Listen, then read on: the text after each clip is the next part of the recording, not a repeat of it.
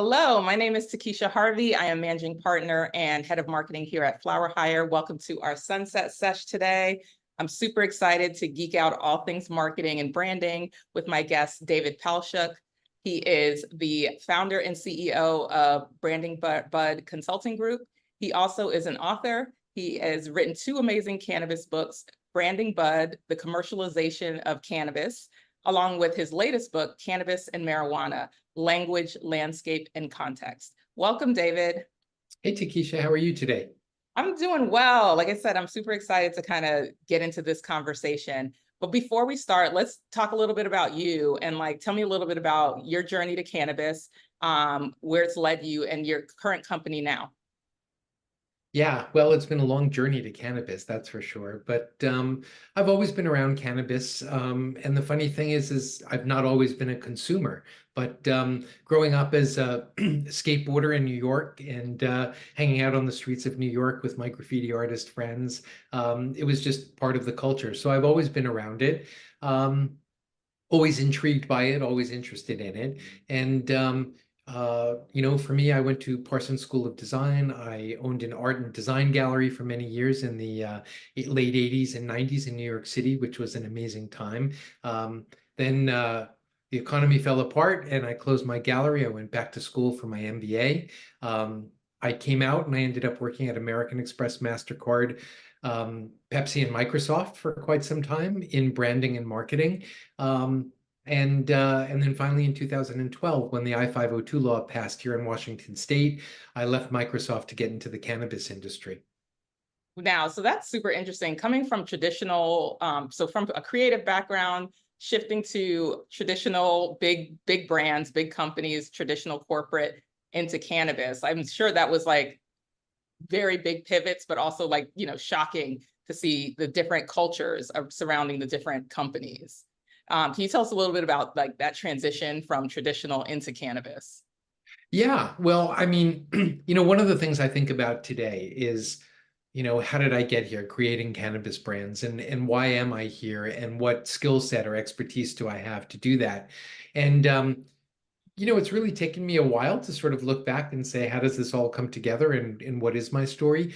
But the truth is, being around the arts and around skateboarding and surfing and snowboarding and creative sports and creativity in general has been basically my background.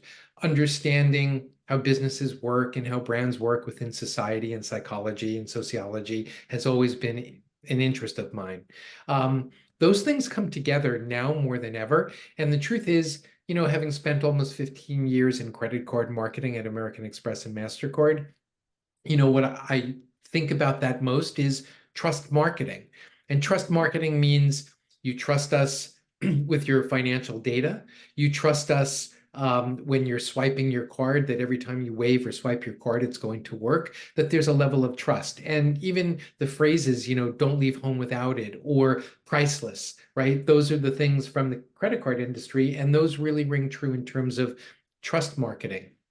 And then my time at Microsoft with Xbox and Zune and at Mountain Dew as well, managing a brand that was all about lifestyle and all about community was really important. And I think, Xbox for gamers and Mountain Dew for skaters and snowboarders and surfers, it's exactly that.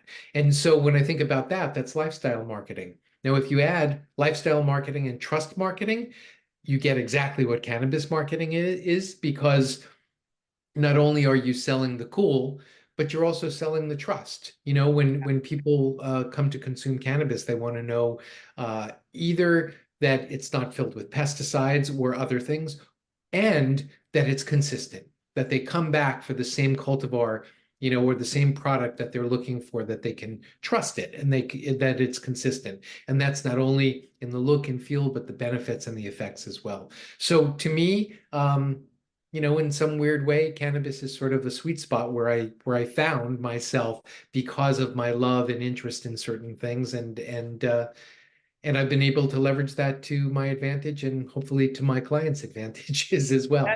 That's awesome. I hadn't thought about the trust factor, but it is so needed in this space where people don't have, with the legacy that the cannabis has, where people are not sure where product is coming from and just the stigma associated in general. So having an element of trust is super key, especially for people who are newer to purchasing cannabis or consuming cannabis. And the other part is the lifestyle, which I think sometimes people may overemphasize the lifestyle aspect and kind of lose the fact that you still have consumers who need to trust you and trust that you're providing products that will help them.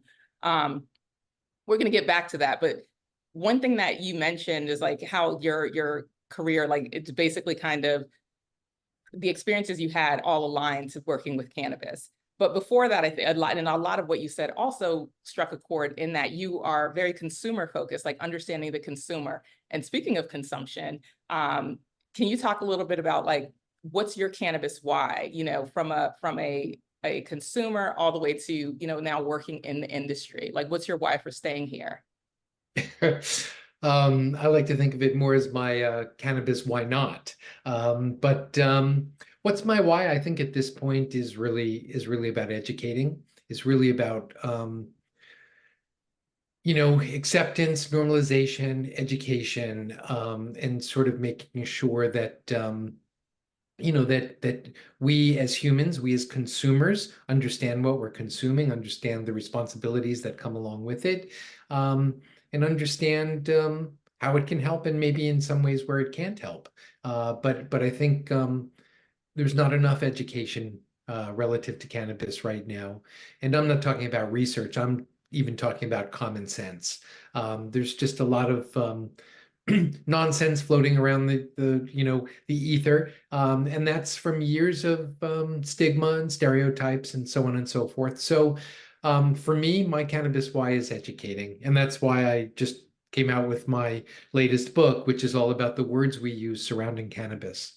Yes, awesome. Before we get to that second book, I want to get to your first book, because the education, how have you used that why of education to fuel educating brands on being better stewards for their consumers? Well, I think that's what's most important. I mean, for years. So I've been in the cannabis industry now for 12 years. But, forever, someone's got the best shit or someone's got the best whatever. And it's, you get to a point where you just roll your eyes and it's like, okay, you don't even know me. You don't even know what's best for me. How can you tell me that what you're selling is best for me? Right? I'm the consumer. So from that perspective, and also being a cynical New Yorker, I always, I always just really think about things, like, why do I need something? Or what are they trying to sell me? Or, like, why do I need this to feel part of the group? And if I didn't have it, would I feel excluded? Those types of things. So, it's always, both a combination of practicality and the cool factor, and sort of finding the balance between that. Yeah. So from a brand's perspective, being a steward of the industry, look, there are folks that have been in the industry forever and really love the plant and are all about it. There are other people that are new to the industry and don't even consume. So, and they're here because they think there's a green rush happening, which, uh, surprise, surprise, There is none. there's none, right? So anyway, it's just kind of funny, what's going on and how the different groups are moving things along in the industry. But I think, if you are someone that loves the plant, and if you are somebody that loves brands, and if you are somebody that wants to serve a clientele and a client base, then there's, an opportunity to do that here. And like any brand, right? A brand is a promise and the ability to consistently deliver on that promise. So if you're not able to step up, then you're probably not able to build a brand or Or last brand. it won't exactly, it won't be a lasting brand. So I'm gonna, let's role play for a second. I'm a new cannabis brand coming into the industry, and so my uncle gave me all this money, and I can start my own brand, and I choose to start a cannabis brand, but I don't know where to start. So I come to you. What are some of the guidelines for someone completely brand new and just saying, hey, I want to get into the weed industry, I have money, I want to start a brand? What are the questions that you're gonna ask me or ask that new company and kind of set them up for success? Well, the first place I would probably start is Hey, it's not about you, it's about your customer. So one, who is your customer? Two, if you don't know who your customer is, who do you want your customer to be if you're a startup? But then I'd come back to that founder and say, what excites you? What turns you on? If you don't have that spark, if you don't have that energy, um, it's going to be difficult. I don't know why 1-800-JUNK comes to mind right now. And I'm thinking like, there's a way to excite your customer, to remove all the garbage they have from their house. Does it excite you? I guess at the end of the day, the folks at 1-800-JUNK can put their heads on their pillow and say, hey, we help people today, right? So it just depends. But what turns you on? And then how can you add value through that passion you have serving others? I think that's the best place to start. Or if you see, for example, if you see a problem and you found a solution to it, and for some reason other people have overlooked it. I mean, that's another great reason, to start a business. But in our business and in our industry, it's all, I hate to say it, pretty much the same. So Yeah. it really comes down to what value are you offering? If it's Blue Dream versus Blue Dream, okay, I'm sure one might be better than the other, but is there a company promise? Is there a charitable component to the brand? Is there a gender component to the brand? Or are there different types of things that you can build community or add value, right? Because that's what it really comes down to. Side note, I recently used 1-800-JUNK to help de-hoard my parents' house, and they are amazing. So I 100% co-sign, like in 20 minutes, they can clean out, a whole room. So that's amazing. But going back to this branding, talk to me a little bit about, we'll take it a step further. So you ask about, what excites you, what turns you on, and then adding value to that for your consumer and who's your consumer. Talk to me about the next step then, about like you have in your first book talked a lot about these brand archetypes. What are some of the archetypes? Can you explain a little bit about them and give us a few examples that help like guide brands into where they should play in the ecosystem? Sure. So, and it's funny because you're kind of skirting upon something that I also do, which is I talk about meaningful cannabis brands, and I could get to that in a moment. And the brand archetype actually ties into that. Okay. Actually, let me flip it around for a moment. Okay. Let me talk about what makes a meaningful cannabis brand and how the archetype ties into that. Um, so if we think about what's meaningful, we need to think about who the individual it is, because what's meaningful to you might not be meaningful to me or as meaningful to me. So, when you think about it for a moment, like what is meaningful? And why do we assign meaning to things? And that could be for convenience or real things or even perceived things, right? It could be totally emotional, and just totally perceived where there's value. So the idea is that we start off with what's meaningful to us. And as a brand owner, for you to succeed in making your clients most happy, the concept is, feed them something, offer them something that adds value to their life and makes them feel better. Um, so that's number one. So start to look at your customers in the cannabis space. What are cannabis customers and consumers all about? Well, they're very different, and they actually use cannabis for different reasons. I often start to talk about, usually a little bit later in the conversation, but I'll start to talk about, is your brand additive or subtractive? And they'll say, well, what does that mean? And I'll say, well, additive is when your brand enhances an experience. So let's say somebody's about to play music or paint a painting or go for a hike, and that's when they consume. Or they're about to go to sleep, or they have a back pain and they're trying to alleviate pain. That's a subtractive state. And if you think about it, when you're going to take Advil or Tylenol, you want the pain gone now. And you're in a different head state than you are when you're about to go for a hike with friends or start in a session, a music session or whatever. So you need to think about how are you addressing your consumers and in what need states they're in and what need states they have. And often those need states are also habitual. So for example, you know, my brother consumes cannabis in the evenings through a sublingual slip, like a Listerine Yeah. lozenge. Not lozenge, but more of a slip which melts.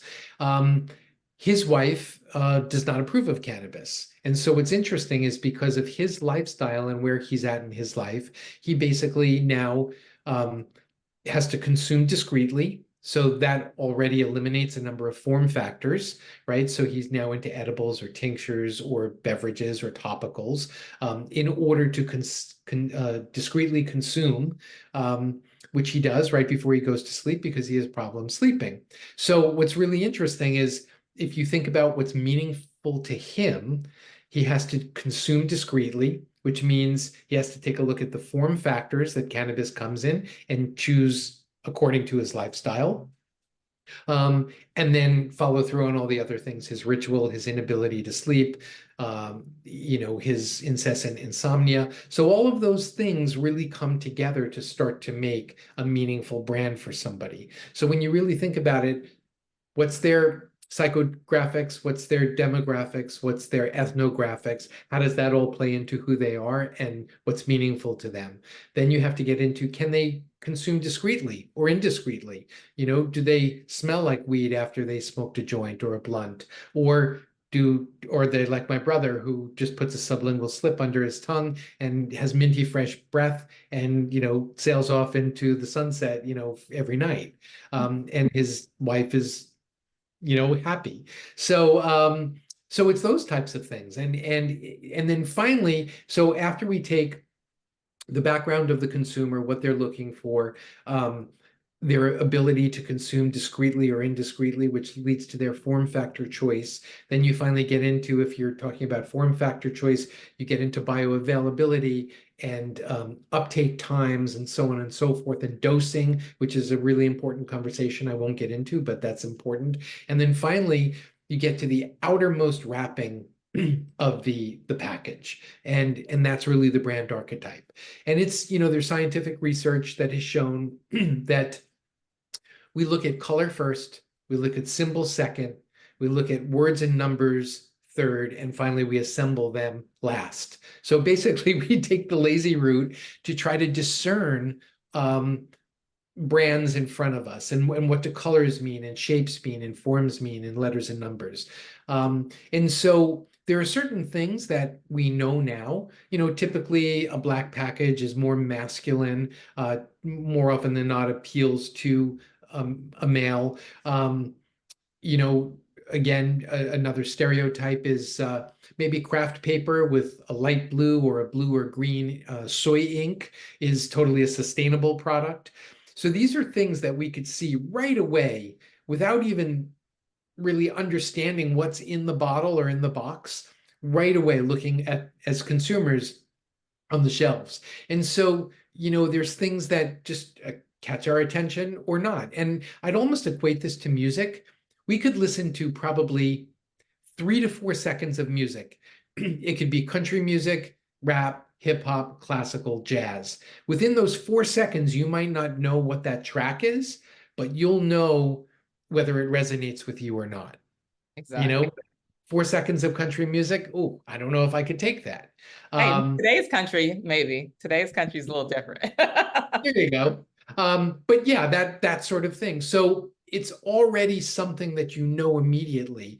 And so what I saw early on, when I was writing my first book, Branding by the Commercialization of Cannabis, and especially as legalization took place here in Washington State and California and Colorado, the brands initially were flower brands and they were all about farms. And some farms were really farmy like, and other farms were maybe more cultivator focused and rebellious.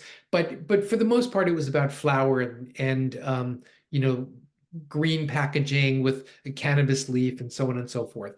And then little by little, as edibles came in and beverages came in and so on and so forth, you saw the shift really toward what we know as consumer packaged goods.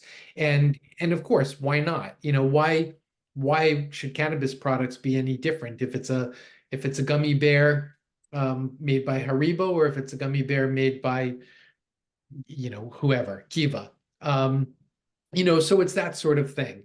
And we started to see that, transdermal patches, which are basically cannabis infused patches, similar, which work like and are similar to like Nicorette patches and things like that. So, why wouldn't those things be packaged similar to other things we are familiar with?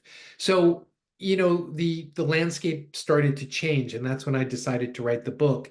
And that's when I started to see that there were different brands either kind of coming out based on the different form factors, or there were different brands trying to appeal to different consumers. So it was really interesting. And so I started to notice pretty quickly, there were foodie brands that were all about their ingredients and, how fresh things were, and were they taking things from, just like farm to table, very much the same way.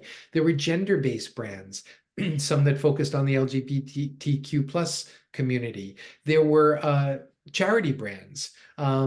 There were rebellious brands, and there were nostalgic brands, and there were all these different types, and there's really 14 that I came up with. There's one more that has sort of come up, which is more a spiritual brand more recently, and I think maybe Swami Select might be a good example of that.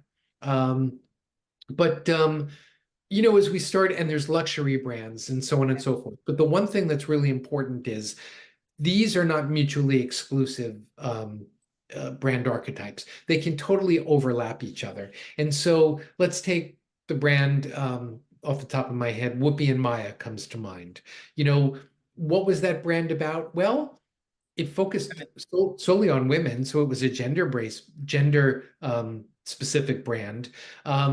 It also had a charitable component, so it was a charity-based or cause-based brand. Whoopi Goldberg is a celebrity, so there's also a celebrity to it. So you could see how these things kind of layer up to create really interesting hooks, if you will, that bring in consumers. If somebody's really into Whoopi, hey, I want to try Whoopi's brand. If somebody's into Justin Bieber's Peaches brand, I want to try that. If somebody's into, Be Real's Dr. Green Thumb, I'm going to go there. I mean, there's something, Seth Rogen, I could go down the 70 plus celebrities, but that's what a brand archetype is. It's a shortcut to attract us to a brand. Thanks for that deep explanation. I have so many more questions, but I'll start with, you hit on a lot of things around consumer segmentation and form factors and like why people are using and how they need to use it. And I actually got into cannabis working with a market research company, and it was super interesting about at how people can consume at different ages. So we found that like people 18 to 24, they smoked more, they had more flower. When they were like in their 30s to late 40s, it was more edibles, which makes sense because there may be kids in the home, and so therefore the discretion was needed. And then as they got older, more topicals, smoking went back up, because there's that nostalgia of like, I smoked when I was younger, I know how to do it. So all of those things were just super interesting and super informative and made me always think about when cannabis brands are out here, are they thinking about all of these steps? Are they thinking about all of these need states? Are they thinking about all of these form factors? In your experience working with brands, how much do you think that or how much do you have to educate them on all of this so that they can build a brand that stands the test of time? Well, that's a great question. And before I answer it too, brand archetypes also happen because of circumstance. So think of Baker or maybe even Old Pal, where you can buy either shake in a bag or you could buy more at a lower price, which means value brand.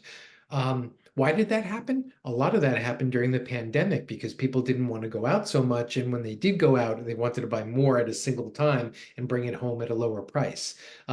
So it's really interesting, like what creates brand archetypes and why are they more important at certain points in our life than maybe others. So your question like really comes back to how does a brand create a long-lasting brand and how do they foresee all of these different things?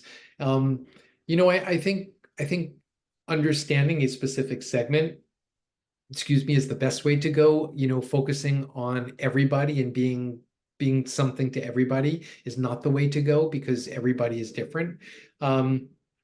So if you could find a loyal, following, and rather create a loyal following, and create a loyal following by understanding your clients and what they need, and your customers and how they live their lives.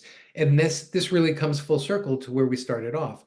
With, if your rich uncle died and left you $1 million to start a cannabis company, you know, is there a group? Is there a clientele that you want to speak to, that you either are fans of, or that you appreciate, or you are part of that community, right? If you can come full circle to a place where you serve the community with something that's meaningful to them, and you understand what their needs are, that's the strongest place you can be in.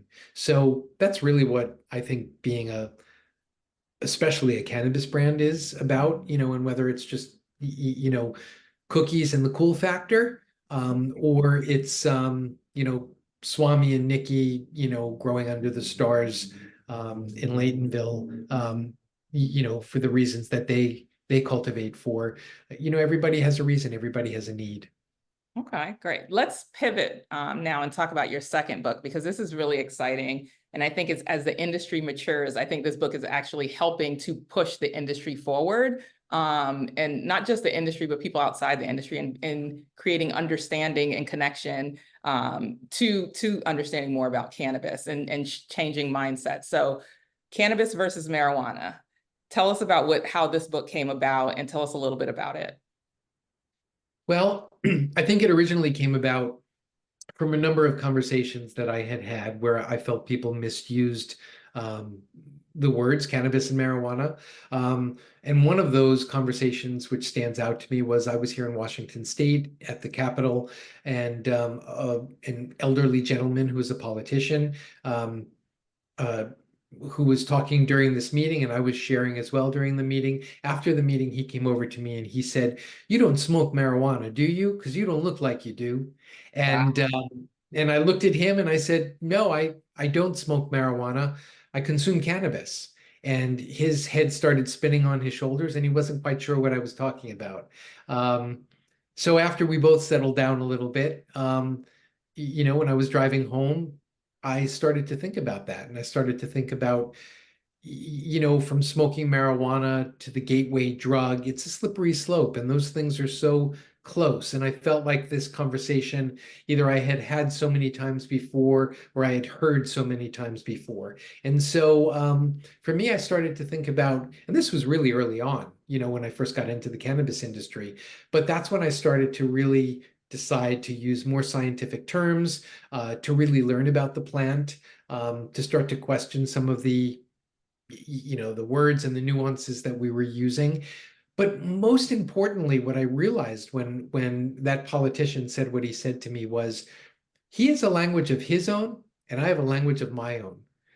But I'm the guy that's trying to convert him, or convince him, that cannabis has benefits and should be normalized. And so it dawned on me at that point, like, wait a second.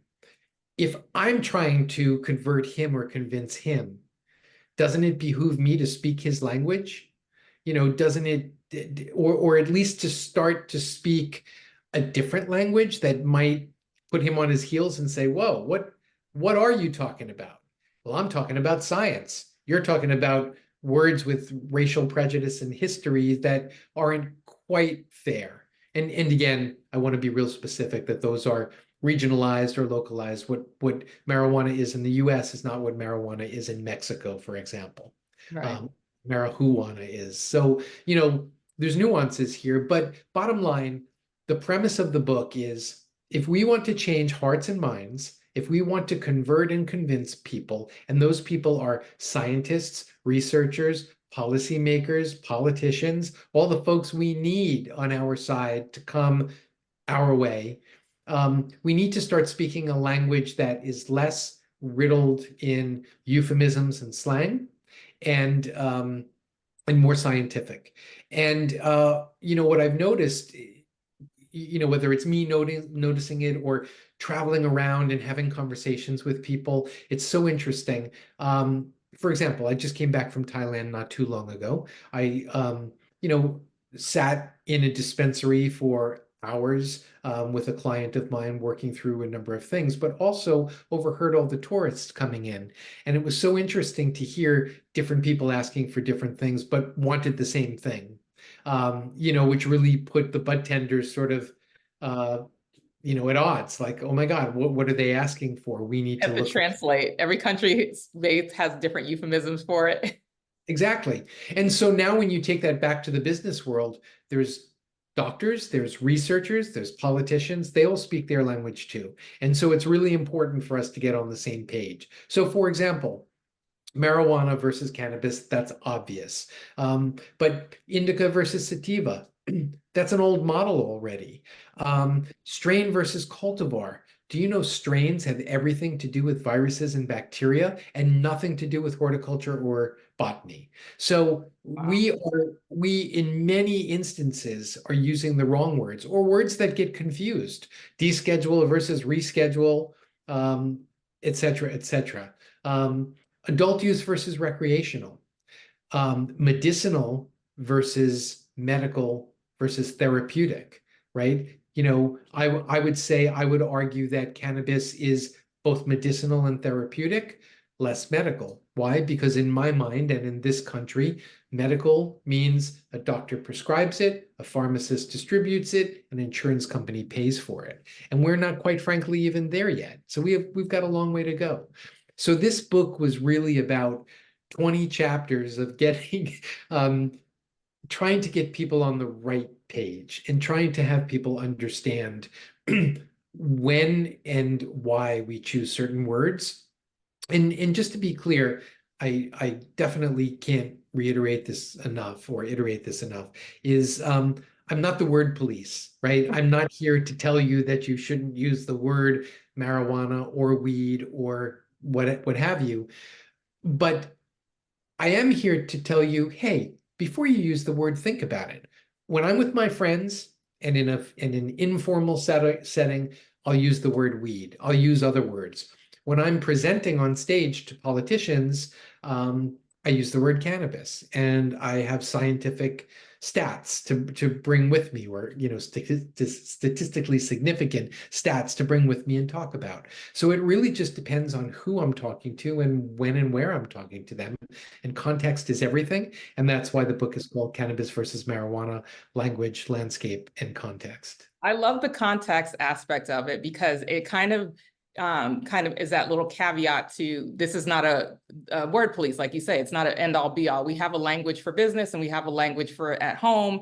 And I think cannabis is, part of it is of the industry that people are really drawn to is this like bring your whole self to work type of thing, but it's cool. But at the same time, if we're trying to move the industry forward, it's nice to know that, in context, you may need to use different language because old language has stigma attached to it, which maybe, you're hustling backwards. The other thing is you mentioned about like building that bridge. You got to meet people where they are, and in that way, maybe open that channel for education versus just being like, oh, you don't know what you're talking about, and then people shut down. So I'm really excited to dive more into the book, and I'm super happy that you created it because I think that it's one of the tools to continue to educate and move people forward and have like things that we can refer to and point back to versus just, okay, what are we calling it today? What is this now? Without also reason behind it, like understanding the context of it and why, when I'm talking to my family and I have them all saying cannabis now versus marijuana, because I told them why. And also it sounds so much more grown up and mature versus, the language and the history associated with the word marijuana. And I'm from Florida, and they still call the medical marijuana program. And the university that I went to has an education series, and it's called, FAMU Mary, and it's medical. And I'm just every time I see it, I'm like, you need to change this. Like again, the double M sound good, but it's cringe. It's so For the interesting. young folks. Yeah, it's so interesting too because words are a double-edged sword, right? Words create community, and as I said earlier, I was a skater, like we have words, we have tricks, we've got speak, we've got language, every community has it, right? And if you use those words and understand those words, you're part of the community. If you don't, then you're on the outside, and that's really important. But further, words also keep people in a box. They marginalize people. You know, if you can label a person and you can somehow you know, create some negative attachments to that label, then you know, you've alienated people, you've marginalized people. So it goes both ways, and I think it's really important. You know, and just we need to be mindful of the words we use and the context with which within we're using those words. Absolutely. So tell us, what do you think is next on the cannabis horizon? Like, where do you see the industry going? I definitely see from 10 years ago to today, more intention with brands, more, you know, brand archetypes and differentiation of brands. I would love to see more. But where do you see the industry going in the next 5, 10 years? You know, I wish I had something absolutely bright to say and brilliant to say, but the cannabis industry is so all over the place that you don't know what's coming, you know, one day and going the next. As Heidi Klum once said, either you're in today and tomorrow you're out, right? I guess that's Right. what you did about fashion on Project Runway. But I can't believe I just referenced Project Runway. Forgive me, everybody. Yeah, Um, you did say you went to Parsons, so I I did, yeah. Um, so, you know, that said, you know, like where is it going? I think there's a couple of key critical aspects that, you know, could potentially change deschedule versus well, reschedule now is where we're at. So, you know, what does rescheduling mean? And does it really set aside 280E, which is a tax code which has been affecting the profitability of cannabis companies? You know, which then too, you know, really triggers the next question, which is, well, if 280E goes away and everybody was sold on cannabis being legalized because of the taxes, what happens now? You know, now all of a sudden it's not generating the taxes that it was supposed to be generating. So there's lots and lots and lots of questions that, you know, it's like peeling an onion. There's so many different questions that keep on coming up. Even after, you know, the first one, there's two more, three more questions to be answered. So I certainly won't profess to know what the future is. Um, you know, there are certain things that interest me or intrigue me. You know, cannabis beverages are the fastest growing segment, but they're also the smallest segment. So 1 to 3%, depending on who you talk to or what stats you read. But beverages are really probably one of the most important things in society. You know, from drinking blood and milk and water back in the day to you know, to really demarcating, you know, you're drinking champagne, you must be celebrating something. You're drinking an O'Doul's, you must be, you know, have an issue with alcohol. You're drinking a Shirley Temple, you must be a kid, right? You know, so alcohol really sort of engenders everybody and sort of allows people to sort of, you know, show who they are. And I think that can also sort of transmit and come over into the cannabis space.